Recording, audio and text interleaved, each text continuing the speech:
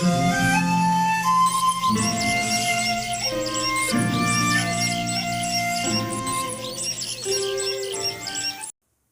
Lord. సర్వశక్తిమంతుడైన యేసుక్రీస్తు వారి నామమున మీ అందరికి కూడా ఈ ఉదయకాల శుభాలు ప్రకటిస్తూ ఉన్నాను. దేవుడు మీ అందరిని దీవించునుగాక. ప్రతిరోజు వాక్యం విని మీరు బలపడుతున్నారు. అందును బట్టి నేను దేవుని ఎంతగానో మహిమపరుస్తూ ఉన్నాను. ఈరోజు కూడా చక్కని మాటలు దేవుడు మనకి జ్ఞాపకం చేస్తూ ఉన్నారు. ఆయన వాక్యము ఎంతో బలమైంది. సో విశ్వాసముతో శ్రద్ధ కలిగి దేవుని మాటలు విందాం. కీర్తనల గ్రంథం 25వ కీర్తన 17వ వచనం.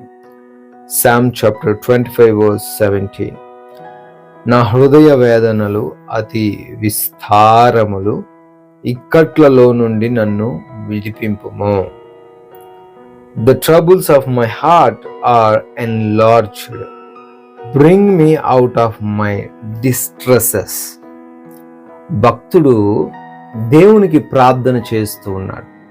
ఏమని ప్రార్థన చేస్తున్నాడు అంటే, నా యొక్క హృదయ వేదనలు బహు విస్తారములు అని.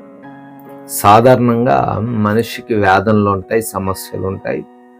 అయితే ఇక్కడ భక్తుడు అంటున్న వేదనలు ఎలాంటి అంటే హృదయములోనివి. సాధారణంగా అందరికీ తెలిసిన సమస్యలు వేరు. ప్రతి మనిషి కూడా అన్ని సమస్యలు అందరికీ చెప్పుకోలేరు. They have their personal problems, personal troubles. వారికంటూ కొన్ని ప్రత్యేకమైన ఎవరికి చెప్పుకోలేని సమస్యలు కూడా ఉంటాయి.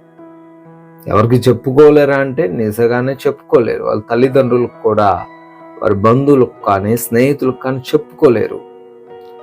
దట్ ప్రాబ్లం, అటువంటి సమస్య ఈరోజు నీకున్నదేమో. ఎవ్వరికి చెప్పుకోలేకపోతున్నావేమో. చెప్పుకున్న వాళ్ళ ఉపయోగం లేదండి, అందుకే నేను చెప్పుకోవట్లేదు అంటున్నావేమో.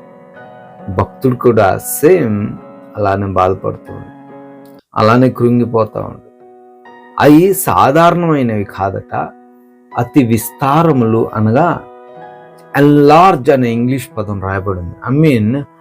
చాలా ఎక్కువగా ఉన్నాయి.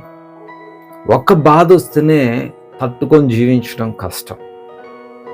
ఒక హృదయ వ్యాధిని ఉంటేనే తట్టుకొని జీవించడం కష్టం. అనేక మంది వాటిని తట్టుకోలేక ఈ లోకంలో తమ యొక్క తనువును చాలిస్తూ ఉన్నారు, ఆత్మహత్యలు చేసుకుంటూ ఉన్నారు. ఎందుకండి వాళ్ళు ఆత్మహత్యలు చేసుకునేది అంటే, they have trouble in their heart. వాళ్ళ హృదయంలో ఆ వేదన అలాంటిది. కానీ దేవుడు అంటున్నాడు, దాంట్లో నుంచి నేను నిన్ను విడిపిస్తాను అని. హల్లెలూయా. నీ హృదయ వేదన ఎవరికి చెప్పుకోలేనండి అంటే ప్రభువుకి నువ్వు ఇప్పుడు చెప్పుకోవచ్చు. ఆయన నీ హృదయ వేదన నుంచి నీకు విడుదల ఇవ్వబోతున్నాడు తల్లి. ఎవరు లేరు అనుకోకు. ఎవరికి చెప్పినా నా సీక్రెట్స్ అని బయటికి చెప్పేస్తారేమో అని బాధపడకు. గాడ్, యేసుక్రీస్తు వారికి నీ బాధని ప్రకటించు. ఆయన ఖచ్చితంగా నీకున్న ఆ సమస్య నుంచి విడిపిస్తాడు. ఆ ఇక్కట్లలో నుంచి దేవుడు నీకు విడుదల దయచేస్తాను అని సూటికి ఈరోజు నీతో మాట్లాడుతున్నాడు. కనుక ధైర్యంగా ఉండు.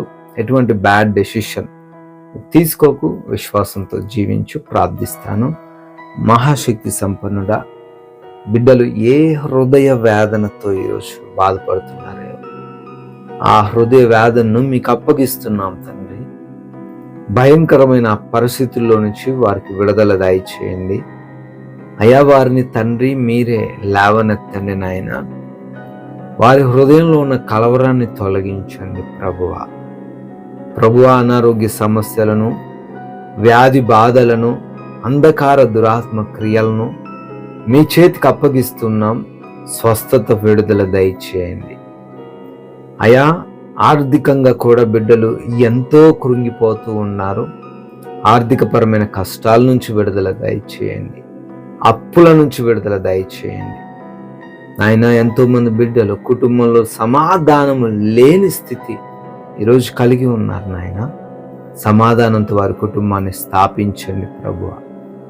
ఈరోజు నా పనులను, ప్రయత్నాలను, చేస్తున్న కార్యాలను ప్రతి వాటిని దీవించి ఆశీర్వదించమని, కృపా సహాయము దయచేయమని బలము, శక్తి, జ్ఞానమును వారికి అనుగ్రహించమని యేసు నామమున ఈ ప్రార్థన అడిగి వేడుకొని పొందుకుని ఉన్నాము తండ్రి.